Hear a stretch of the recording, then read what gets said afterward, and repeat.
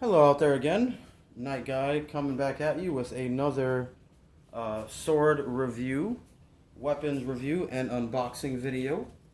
I have here before me the headsman sword, or should I call it the headsman sword? That would make a lot more sense. Um, Been looking forward to getting this one in particular. This one would appear to be a flea market special. And I'm pretty sure it is. I mean, I'm pretty sure you could definitely find this at a flea market.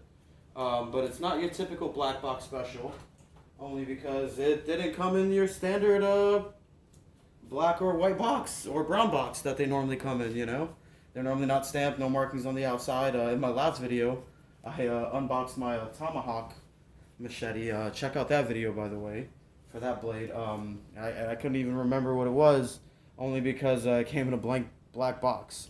So I really enjoy when they go out of their way and they, even give you a nice little box. You can see right on there. There's the sword. Cool little Spartan helmet guy there with looks like he has two of the swords behind him. And go down there. That's the blade there. The headsman. We sow in one season and reap in another. The headsman. I still say it should be called the headsman. There you go there, some serial numbers and information. Another logo on the back with the title, the headsman. And then here's some of the back artwork there. Like a snake scale design there. Pretty cool, nice little warning. Alright, let's open this bad boy up now. Been eager to get this one opened up and reviewed. Even more eager to get it used. So at the end of this video, let me know in the comments if you guys want to see some torture testing or some cut testing with this bad boy. I really am confident that this one will definitely deliver. And I hope it really lives up to its,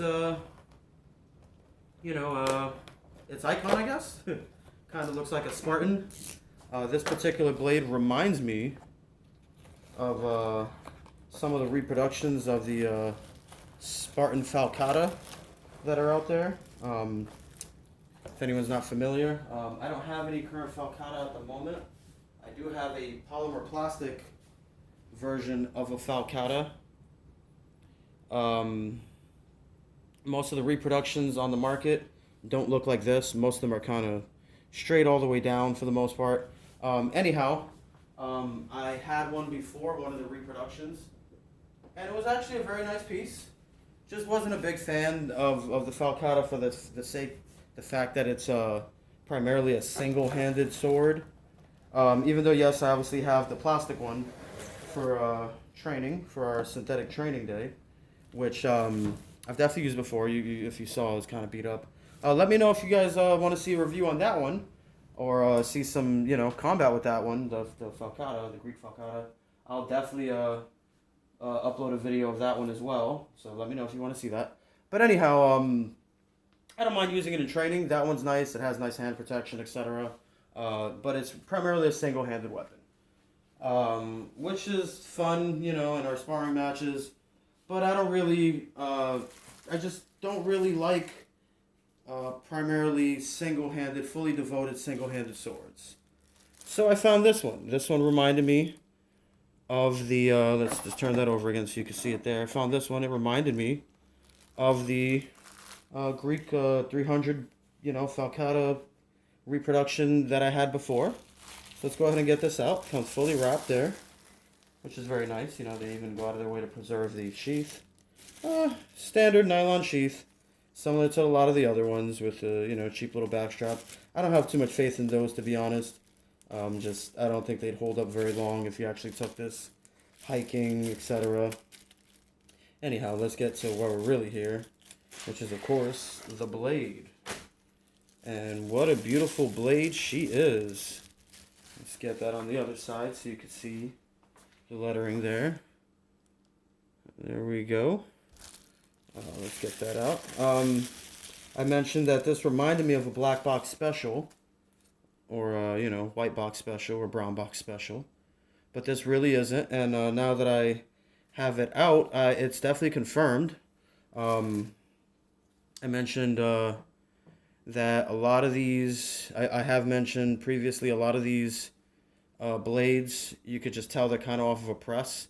See how it's like a flat sheet of steel, and they just kind of cut them out and edge them, and they cut them out shape even with the handle.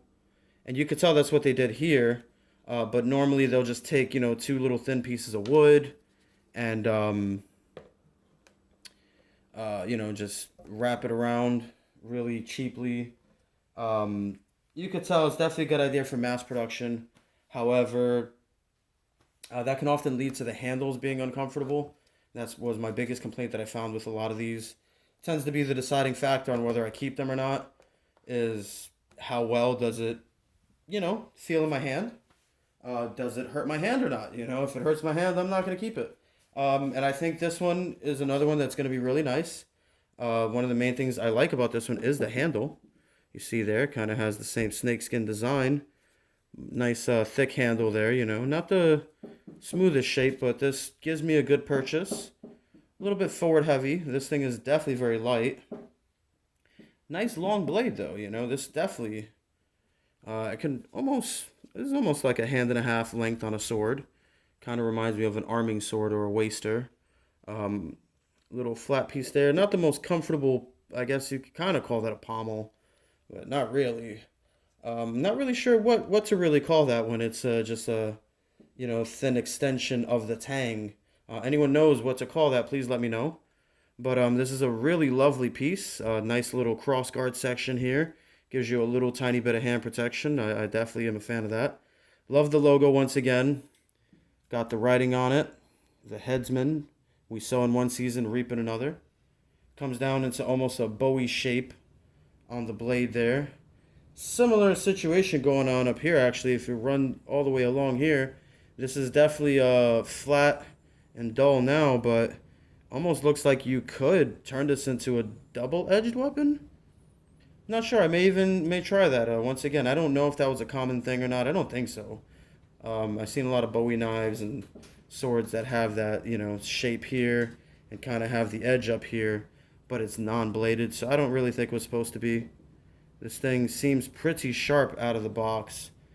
Seems like this is going to be awesome to do some cut and thrust tests. I can get a decent swing. It's a little bit forward heavy, but that doesn't surprise me. Anyhow, can't wait to do some cut and thrust. Let me know in the comments if you guys want to see that. And that's it. This is the blade. That's my my headsman, the headsman, or I really feel it should be called the headsman. Let me know what you think. Let me know if you want to see some more reviews on this one. Thanks for joining.